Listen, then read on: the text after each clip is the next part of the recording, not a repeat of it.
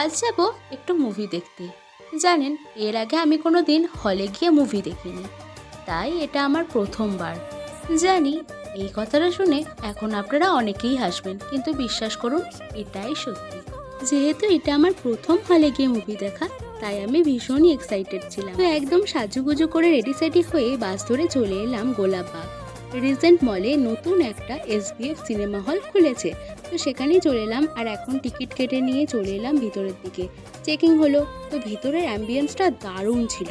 1:30 থেকে শো ছিল, তাই হাতে অনেকটা সময় ছিল আর অনেক ভিডিও ক্লিপ নেওয়ার পর চলে গেলাম হলে।